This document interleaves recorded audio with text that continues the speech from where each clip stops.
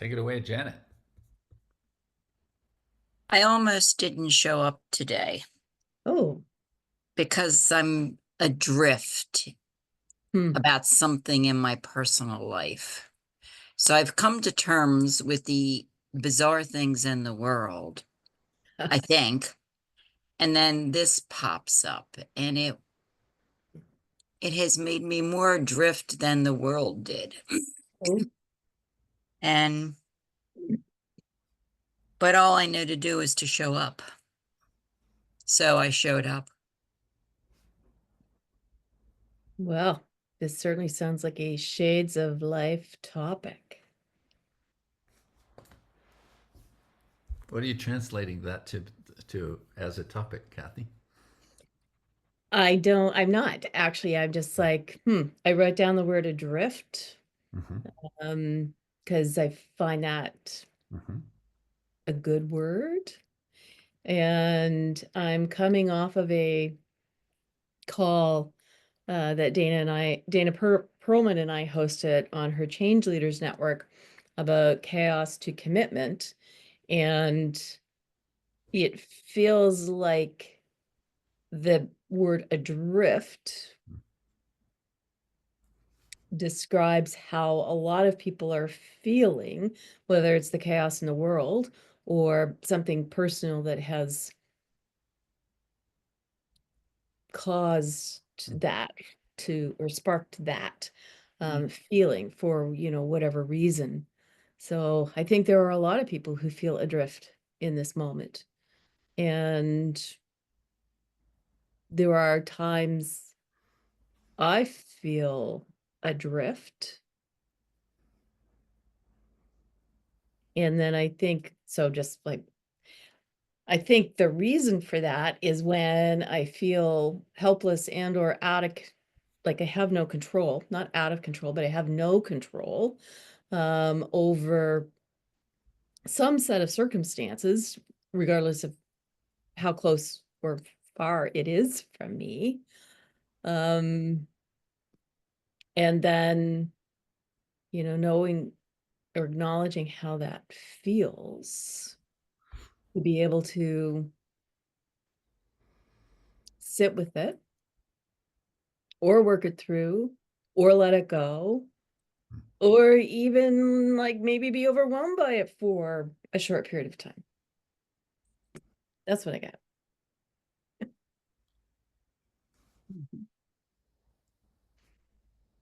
Jerry Nagel.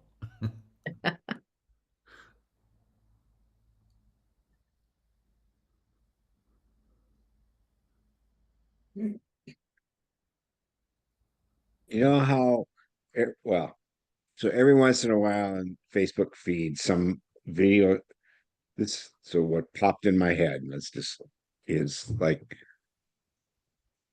after Janice spoke, was these image that will show up in videos in my Facebook feed once in a while of people surfing these giant freaking waves. And it's like, am I surfing the wave or is that wave going to crush me? And so the question that's emerging is like, how do I surf that freaking wave? I mean, that's sort of where, if that's all a metaphor, what's happening in the chaos in the US in the moment, if not even globally, is how do we how do we surf the wave right now?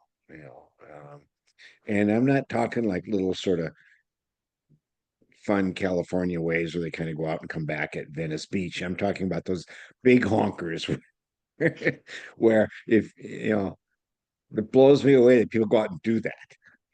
But so how do we surf the wave and not let it crush us? That was what just like there you go. Okay, well, cool. Welcome everybody to Shades of Life, where we've just dropped in a few little trailer kinds of things, and we'll follow some of these themes, and welcome you to follow along with us. Right? Um, One of my favorite things in the whole world to do is actually just start with stories like this. So I love it, Janet, that you jump in and start. And it means that the note scribbler that I am over here, so I can see things visually and take them in Mm. a little bit better, it starts catching some of those words. I wrote down on drift also, Kathy. And Janet, I like it that you said, well, all I know is to show up. Mm. So Mhm. the part of me that goes in and out of a drift and goes in and out of, ooh, things are super clear and all the things that live in between often comes back to, well, I don't know about all of that, but I do know this. And Mhm. it's the starting point. Show up again or show up with friends again. So I feel some of that. When I play with the adrift image, adrift reality, um, there's plenty of that that I can find.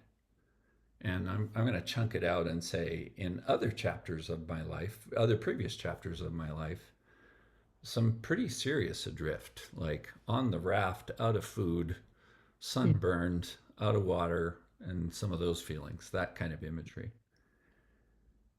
I don't feel adrift right now. And I feel a little nervous to say that out loud, almost like, ah, drat, don't challenge those gods or whatever. But a big hunk of that is life circumstance, finding and growing relationship with Dana. So some skewed version of my life is, wow, there's so much to show up to every day. Mm. The newness of partnering, companioning, and and probably some other even more simple things, just going together. Um, yeah, I don't like feeling helpless and out of control that you were naming, Kathy. And I think we're trying to blend some of these together. My version of not so adrift, again, kind of nervous to say that out loud. Um, I feel for younger people, Mhm. and I don't even know what that means. Like some of that for me is relief of not being in my 30s or maybe 20s. Although I think in my 20s I was a whole lot more naive and probably oblivious to shit going down. Yep. Well, But yeah, I really feel for the people that are trying to craft their occupations or are being moved around or released and terminated from jobs because the whole playing field is tipped, uh, turned over. Some of that, I don't know what to do with that, and a part mm. of me avoids the question a little bit. But then if I go back to your, tone, Janet, that you brought in, there's something about, well, I do know to uh, ask a few questions, or I do know to just try to be kind and compassionate without fixing. And, that's probably a big theme in my life also. We show up so that we can share a bit of our own story and hear a little bit of somebody else's story. And, once we get a few years behind us, I think we're able to context those stories a little bit differently. I think I'm crossing my fingers on that. And the last one, just that image, Jerry, that you spoke to, the giant wave, and is it crushing us? I'm not a surfer at all, so I'm only guessing in my body what that feels like. But I have some other things where I feel like, well, you're in it and you better be committed to it. And I imagine surfing to be that way. Even just riding a bike is that way. When I watch, I can ride a bike and everything, and I like to get around on a bike, but I watch some of the people zipping down the street in front of us here and think, geez, man, they're brave bike riders there. Like it's sort of the e-bikes world, and people zip along at a little bit less than a motorcycle. There's commitment to things, though. We jump in and we just keep going. And that also is a theme that's interesting to me. I can pull it back to programs created, workshops offered, uh, uh, ups and downs and wobbles in relationship as a parent with my children. There's some certain amount of keep trying and keep going. So all of that, like if I try to thread that into where we are here and see where we go next, is we show up and maybe share a bit of our story and maybe learn a little bit and maybe play with what lights us up or sometimes what disturbs the shit out of us or hurts. And we keep going. I think that's what I come back to. Lots of words, but hey, I saved it for last. Peace in the center. Anything stir for you, Janet?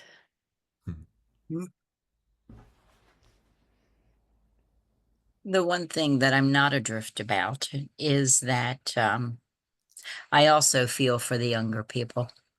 My older grandchildren are in their early to almost late 20s. And I can say, well, 1970 was worse. You think it's horrible, but we survived worse. You will survive worse. And that's the only thing I can lean on as I've tried to figure out what is my role at this stage in the world, in my family, at this stage of my life. And it seems to be that simple. Just be here when they need those words, because there's nothing else I can do. They got to go through it. Yeah, but that also relieves me of, oh, I don't have my new personal mission in the world.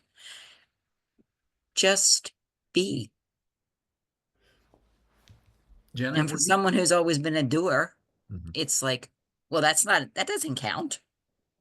But that's all I can offer. And it gives them a sense of ballast that they have something they can lean on. Janet, will you fill in just a little detail on that? If the example is your grandkids there, if they come to you with some version of, this is crazy, I don't know what's going on, I don't know what to do, and maybe there's tears or anxiety or whatever that's in there, do you find yourself saying, like, you're right, it is messed up? Like, how can you just put in a little bit more detail? What's that conversation feel like? It's more about you're not the first generation to experience this. And the generation in between me and them had a very different experience. So they feel alien to their parents, but they're not alien to me. And to me, it's easy to know what your role as a grandparent is or as an elder when they're little kids, but now they're grown adults and you can have serious adult conversations, but you still don't want to overwhelm them. So that's the balancing back to the surfboard, sort of, even though I don't surf either, but it's that attempt to retain my balance so they're not worrying about me. So when the one who is getting married in 3 weeks says she doesn't think she should have children because the world's such a mess, I say, yeah, that was zero population growth, or that was worse. ZPG was just only have your replacement children. But we went through the same thing because, well, why would you bring children into a world where Vietnam is consuming people by the minute? So they think it's horrible because it's the first time they as adults have encountered horrible, but they're not the first adults to go through it. Nice.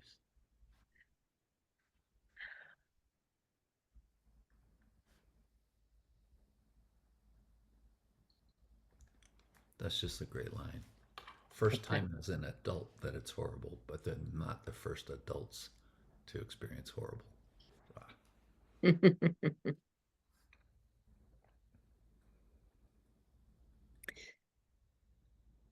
So interesting thinking about like the kids and the grandkids.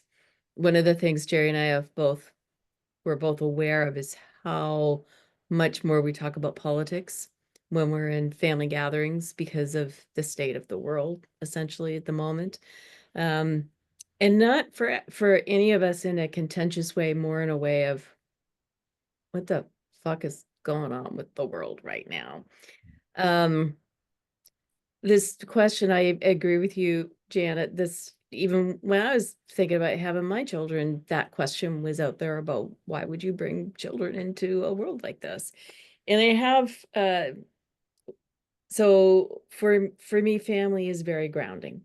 So whether it's with me and my family or with Jerry and his family, it's very grounding. The little ones they bring me present and they bring me joy, and they're present. And I have two thoughts about this. I mean, one is if the world goes nuclear tomorrow, we're all going anyway. So like, why not do the things that are going to bring you some meaning and purpose and joy in your life? And then on the flip side of that is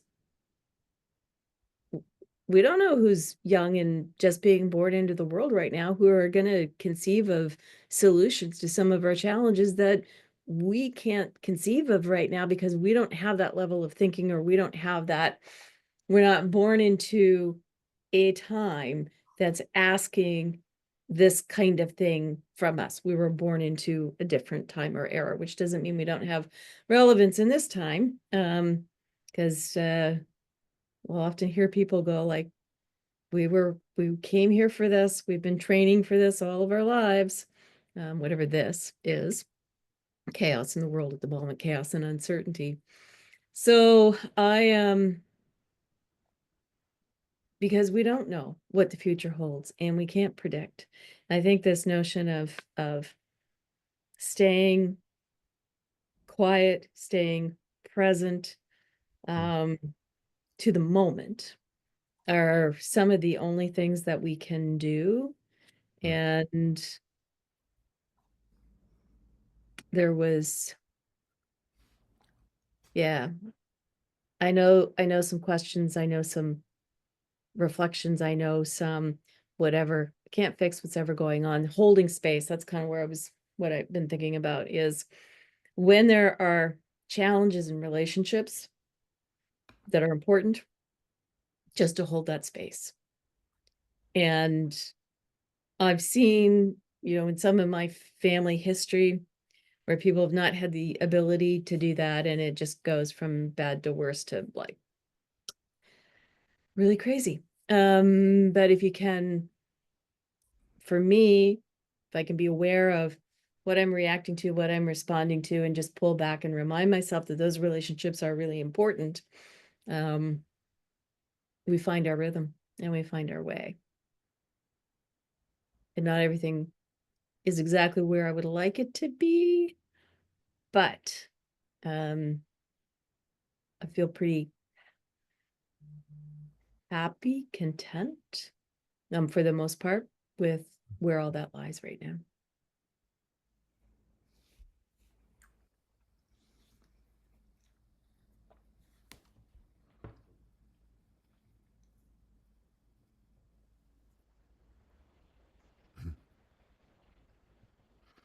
It's a conversation where I don't know where to go with it, Mm. to be honest. It what was storming for the moment, but after you finished speaking a bit, Tennyson, was some of the comparison that Janet made, which was all from 1960, 1957, 58, or 61, 62, and they're picking into the early 70s. We weren't really economically adrift, but we were pretty socially adrift as a country, trying to find our way in a lot of things, whether it was civil rights or women's rights or the war in Vietnam. But one never felt economically insecure during that time frame, particularly. We might have felt sort of socially ungrounded. So I agree with Janet in that sense that we survived that, and some changes were made. And once when I find myself sort of wondering about the state of the world, I sort of pause and go, well, we're not the freaking Middle Ages where half the population died of the Black Plague. You know, I mean, that's serious business. I mean, you think about losing half the world's population in a period of about, say, 100 years. You can pick the time frame, and or um, when the Europeans brought smallpox to North America, and 90% of the Native American population was lost, or whatever that percentage is. I mean, we've cycled through it a lot of really different things. And now we can say, people are going to say, well, but the technology is so much worse then. But what, half the people died in the Middle Ages because there was no technology. I mean, it's like, um, so sometimes I don't know where to go with this sort of conversation about historical cycles and the challenges that we face and so I try very hard not to be judgmental about the challenges that various generations face, and even the younger generations. I feel there's as much feeling economically uncertain in this moment as socially uncertain, with climate change or elsewhere. And I also try not to say, well, oh, you'll get over it because we've been through this for 2,000 years, kind of stuff. Um, but it is like, for me, a bit of like understanding history and and where we've been as a species for a long time, for 2,000, 3,000, 4,000 years. And yeah. So I'm not, I don't carry, I try not to carry a lot of angst about the moment. Mhm. Because I know we're about to watch a shift of, whether it's a lifetime or a generation or whatever the word is. Stuff's happening right now that, at least for the US, and I don't want to be US centric, we're experiencing damage that may take a generation to recover from. Yeah, but you know, people recover. We recover. Just so yeah, I just, for at least in a family sense, I try to be in the space of love, as Kathy was describing, and Janet's expressing to her grandchildren. I know you do, Tenneson, for where do we go? Answer the big questions, the tough questions, the opening questions, and in the meantime, just stay centered as best as one can. You Because it's not the Black Plague, for God's sakes. We're not walking around, watching people piled up in carts all the way and mass graves at the moment. Like, we're not in Gaza. We're all fortunate to not be living there or on the front lines of Ukraine. So I don't want to discount any of those images and the tragedies that are there, that are self-made, and we could avoid them as humanity if we chose to. But yeah, so there I am. I have a question. Because you're an economist, one of your identities. So when you talk about the economic uncertainty now that might be a bit more unique, what is that? How would you synthesize that? Ooh, good question. Yeah, so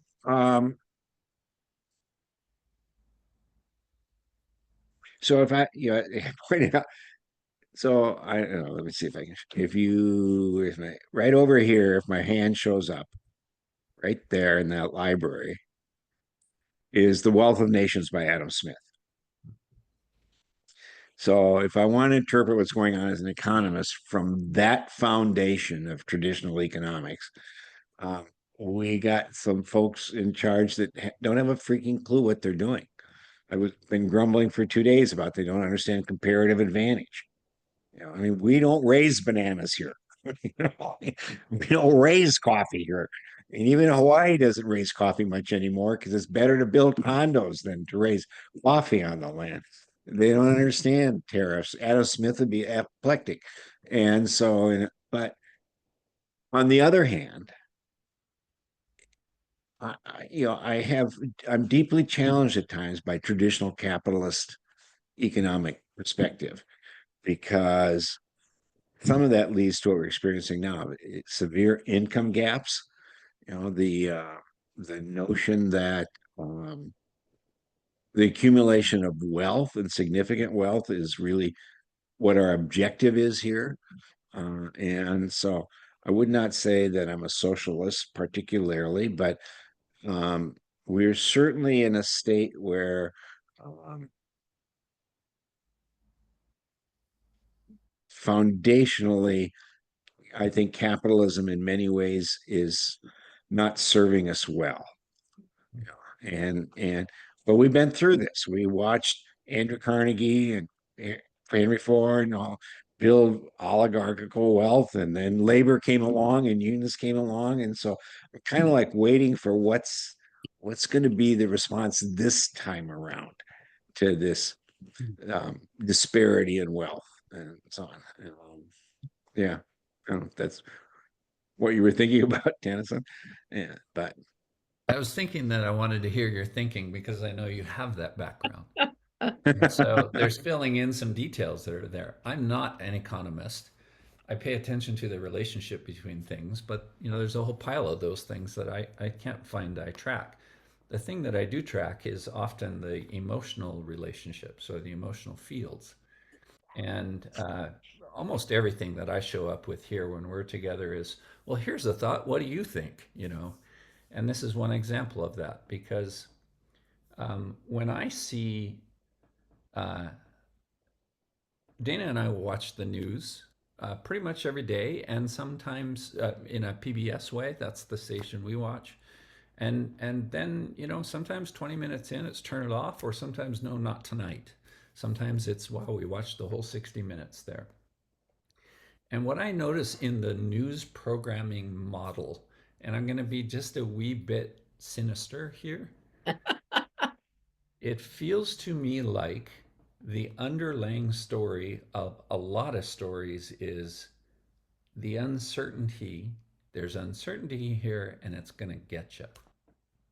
And whether it's a financial uncertainty or a leadership uncertainty, but it seems like that's one of the namings, not sometimes explicitly named, but I think I'm trying to find it a little deeper. So it's naming that the uncertainty is bad, or to tie it into your reflections, Jerry, that it's bad. Shit, I'm going to really stretch it here. It's bad at the level of the Black Plague. So the traumatic response, the trauma response is uncertainty, Black Plague, connect those together, holy shit. And when you overlay that emotion into not Black Plague, other uncertainties, I find that there's something about stirring up that kind of uncertainty, that kind of trauma response. To me, that's the stuff I want to break through. Like, yeah, this is real stuff. And here's a few other ways of thinking about this, or here's a few other choices. So that's one. I'm curious about your perspectives on that. And then I just want to add something in. Like I think one of my defenses or one of my insistences, how to be a human, insistences, is, and then there's so many good things going on all of the time and always has been, right? I'm not trying to be Pollyanna with that or rose tint my glasses too much. I'm also just trying to be disciplined enough to not be swept and drowned in the river of all of the predominant story, which includes Black Plague uncertainty applied to not Black Plague things. I haven't thought of that before this call, but there you go. Because at the same time, I'm thinking locally, and it's sort of in the category of one of the things that lights me up with interest and excitement is a fellow I met somewhere along the way, younger man. I think he's probably in his young 30s, and he and his buddy started up a bike adventure business. And they take people on bike rides, everything from joy rides in the city to 4-day bike packing trips, initiation classes, things like that. They're cool as hell people. And in a way that's like not my level of cool or not my scale of cool. Like, they're clearly a different generation here. I think my cool factor maybe shows up differently, but at the same time that all of this is going on, I got Marshall and Lucas are their names, creating and growing this bike business, and they're young enough to feel nervous and is anybody going to listen to us, or is this just dumb, or should we grow up and start paying the bills? And I'm just like cheering for them, like, oh gosh, you guys are so passionate about this and what you're doing. So somewhere in the midst of all of this, when the dynamics that we're talking about, emotional fields, economic realities, all of that, they're in play. There's still Marshalls and Lucases out there going for it with their bike business. And something in that inspires me. Like, way to freaking go. Okay, I'll stop. What do you think of that? We got to start tagging each other. Kathy Jourdain, what do you think of that? Well, Tenneson, I think that those stories are all around us. Yeah. And they're the quieter stories. Mm-hmm. And, some months ago, or maybe a year ago, I was thinking about, well, where are all the inspirational spaces? Because the chaotic spaces are so loud and everywhere. And then I went looking for them and I found them all over the place. Inspirational spaces, inspirational people. They're still there. And there are lots of people who are out there doing good in the world. There are lots of people out there trying to protest to address these issues, whether it's legally or showing up in the streets or whatever the case may be. There are lots of people who are trying to get the stories out there so that people get fired up enough to reclaim democracy, I would say. They're there. It doesn't mean that the tragic stories aren't also there, because they are definitely there. And the more we throw our energy towards the people who are working really hard to do the right thing, quietly and publicly, the more we're going to see them too. And is light going to come dark? Is like right over going to come wrong? I don't know, but I hope so. And if I'm not working on the side of what I want to see in the world, then what am I doing?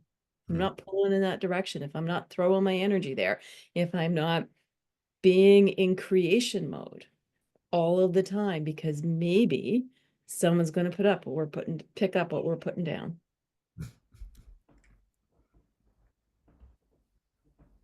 Cheers.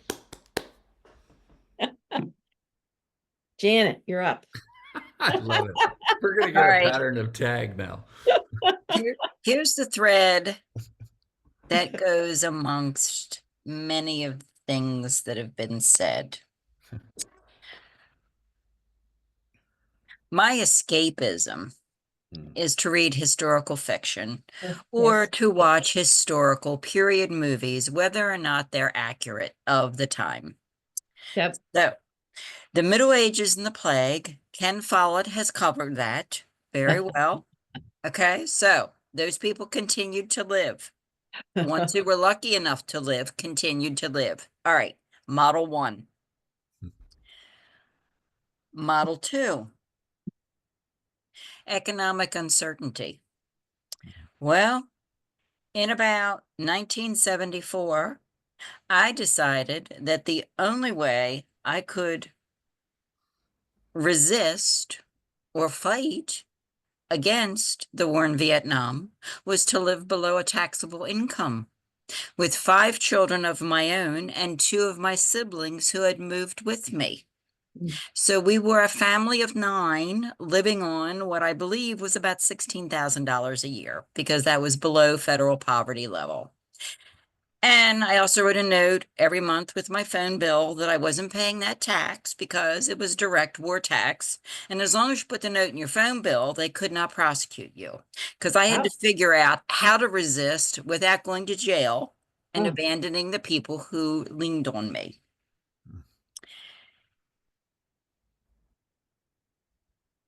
The more we throw our energy the right way, these little miracles happen.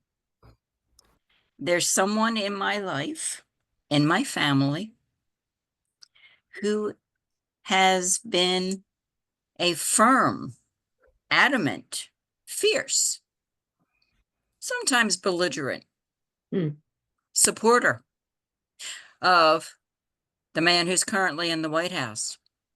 I have, since 2016, used every possible drop of positivity to engage in a way that does not counter, but listens. This week, he asked me, "Did you see that thing with Pam Bondi and Hillary Clinton?" And I was like, "No." So I Googled the thing, couldn't find it. Then he told me it was on YouTube. So I found the thing. It is a YouTube channel that says right underneath its title, "This is all fantasy. It's here just for entertainment purposes." And I said, "Do you see this?" He said, "Well, I was wondering, it didn't sound right." And I'm like, "Okay, so it only took me 9 years for you to ask me a question. All right, I'll take that small victory." And that's the only way I know how to function is it is intentional chaos. It is intentionally trying to make us think we're in the Black Plague. But we can still have little bubbles of goodness with each other.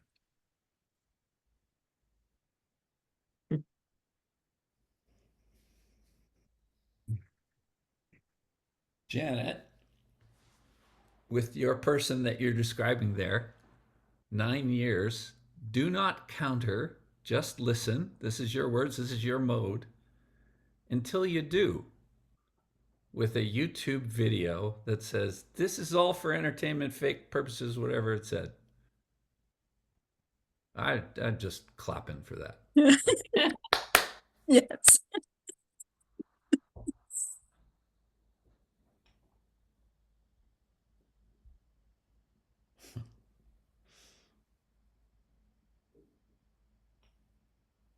Well, Tennyson, you got me going here. Hot damn, that's what I was hoping for today. So I'm going to wander in to some territory. So there is a very distinct relationship between capitalism and Protestantism. And I was fortunate when I was working on my master's in economics that my advisor said, "You have to take these classes in philosophy." And one of them was a whole semester reading a single book. It's called The Age of Philosophical Radicalism by Elie Halavy. And it was about the connection between Protestantism and capitalism. And I grew up hearing that from my grandfather in his own way as a good Scot. And the whole notion is that if you have wealth, you are blessed by God. And so the goal is to obtain wealth because that demonstrates that you're blessed by God. And if you don't have wealth, then you're not blessed, that there's something else for you. And so the marriage of Protestantism and capitalism is thick and tight and self-serving. And we see that notion quite reemergent in the US right now, not only with just sort of the prosperity gospel people, but the justification of the accumulation of mass quantities of wealth, right now. And to me, that's sort of immoral capitalism in a way. Is what Kathy's story about and your story about the little miracles of entrepreneurship. I mean, that to me foundationally is the beauty of capitalism, is the encouragement to go out and take some agency to create. But that gets lost at times in this story of the reason you're doing this is to accumulate wealth. It's not to create, it's to accumulate wealth, which is foundational capitalism. Which also leads me to just one other thought, which is Pope Francis.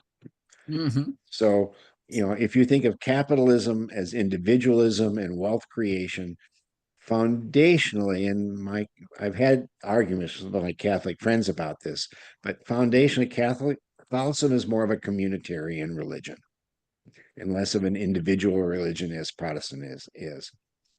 But Catholicism also lost its way at times.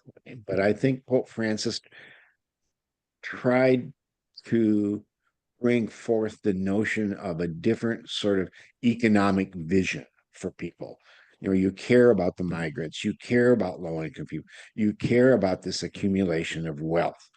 And he was less lost in some of the social conservatism because he was sort of more foundationally, I think, where the Catholic Church may have been at one point in time, but I don't know. But that was a story he tried to tell about, where true Catholicism could be. And I'm not trying to set up a story of a conflict between the two religions so much as just recognizing how they can create good or they can be manipulated for something else. Whether it's manipulation for deep social conservatism that denigrates women or others, or wealth at the expense of the poor, or whatever. That foundationally was where my economic learning came from. I was not into the mathematics of economics and cost curves and contra curves and all that crap. It just didn't. I was trained in the philosophical foundation of economics, and I lament sort of not being back in that world at times. But so every once in a while, Kathy will like bubble it up for me, or in this moment, a couple of your questions, Tenneson, and what we've all been sharing here a bit. But yeah, there I am. He's back. I like it that it pops a little in you there, Jerry.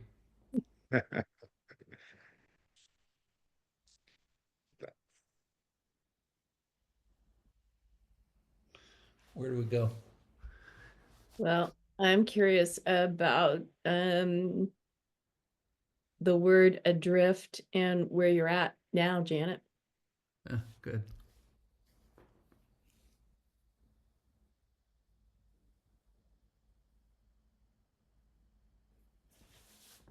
My search to figure out what is mine to do, which has been for many years my question. I'm coming back to my roots, which is writing. Ah, sweet. And it's very clear this is something I need to do in a more public way. Mm. And Jerry just gave me another thread of that, because I was raised on Catholic social justice. Mm. I was raised from the time I was little to think like Pope Francis, not like the previous one, Mm. or not like Pius XII during World War II, turning away the Jews. I was raised in with a very different moral compass. And it's interesting because I hadn't really thought about it, but right now the Catholic Church, of which I am no longer part of because I went through Catholic, Quaker, Buddhist, Wiccan, so I'm a total mongrel, but I still I was raised on the mother's milk of Catholicism. And that's my reference point. But within the Catholic Church, we have right now the same divisions that are in the rest of the world, or at least in the United States politically. We have those who follow the vice president, who is an Augustinian, in my opinion, narrow-minded interpretation of laws versus, you know, following the example of Dorothy Day, that the world will be saved by beauty, and we're all in this together. And if we think we're not, we're fools. So it's I've always been criticized for being on the fence, but I have reformed that, reframed that, that I'm a bridge. And that's what my role is now, is to write as the bridge. Seems to me like you're pretty clear on your purpose and what you're meant to do. Yeah. Seriously.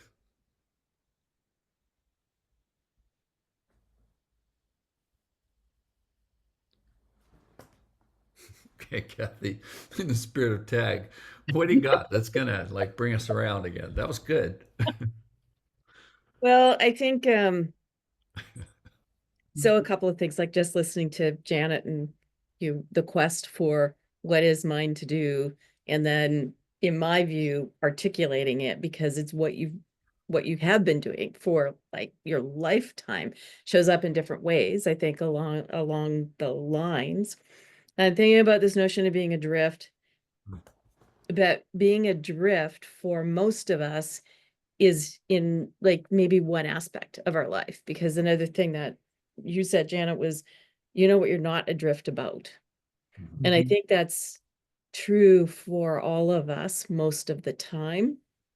And in the conversations that Dana and I are having at the Inner Wisdom Lab, is we keep talking about, where do we put our intention? Where do we put our focus? Well, we're putting our intention and focus, Dana and I, in the work we're doing, and Jerry and I in the work we're doing, on creating. And it's been so healthy and inspiring and useful in the world. And in addition to that, Jerry and I, we put our focus on family and on each other and on the quality of relationship that that we have settled into over the time of our being together, which is now like a really long time. So I think it's a little bit of, yeah, I may be adrift in some areas. If I'm adrift in all areas, I'm in some pretty deep trouble.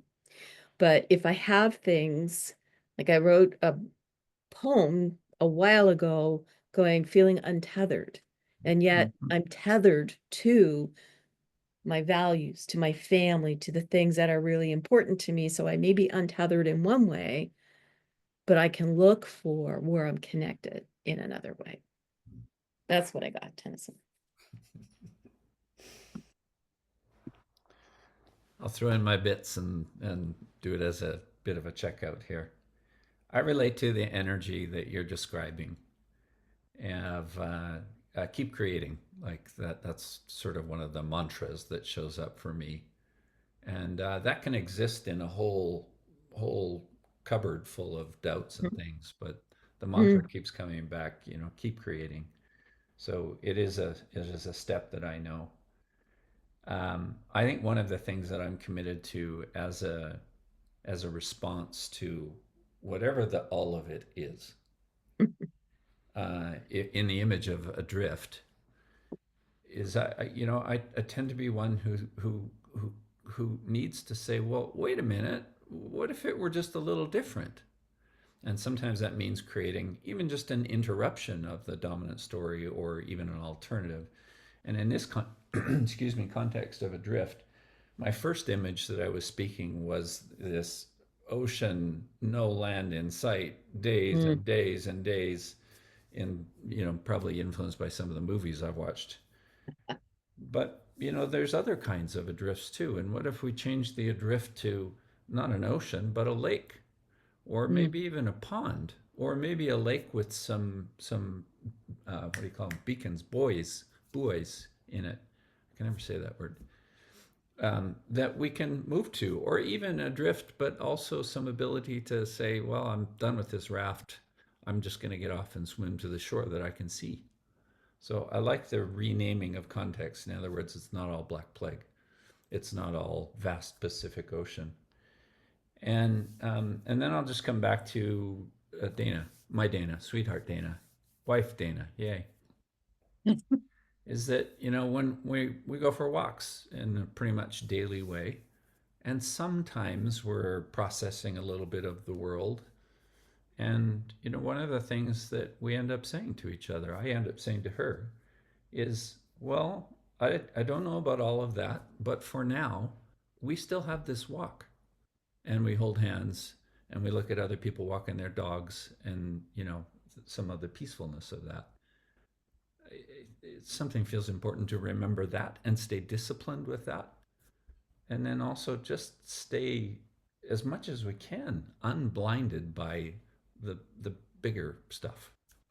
I don't want to be tricked into the Black Plague when it's not the Black Plague. That's probably it. Thanks for today. This has felt juicy.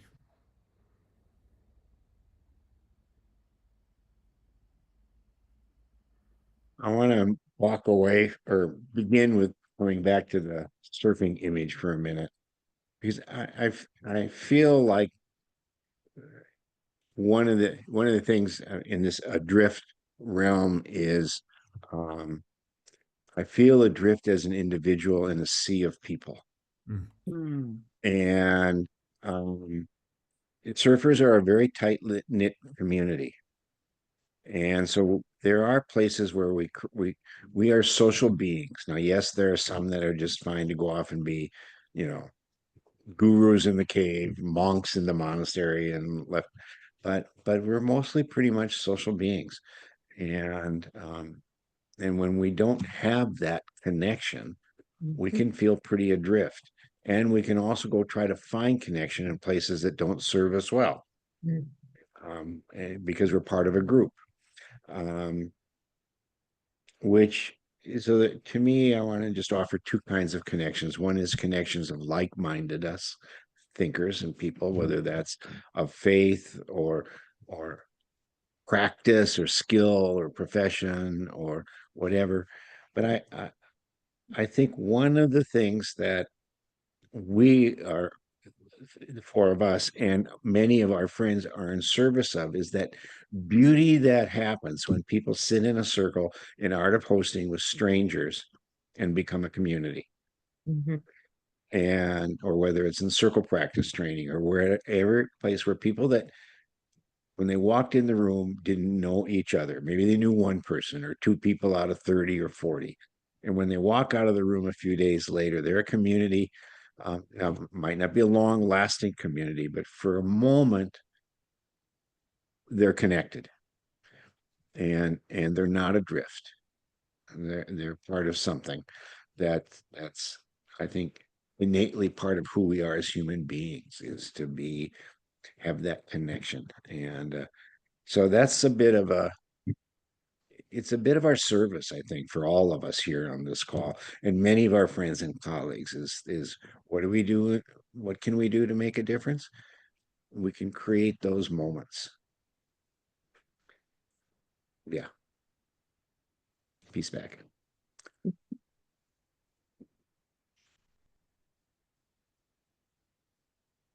Janet, any last word, or you feel like you've said your piece?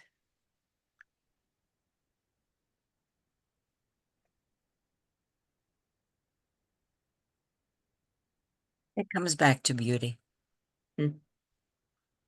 And as long as we can see it, it's there. So don't stop seeing it. And don't stop looking for it. All right, friends. Thanks for a far-ranging Shades of Life conversation. We'll see you next time.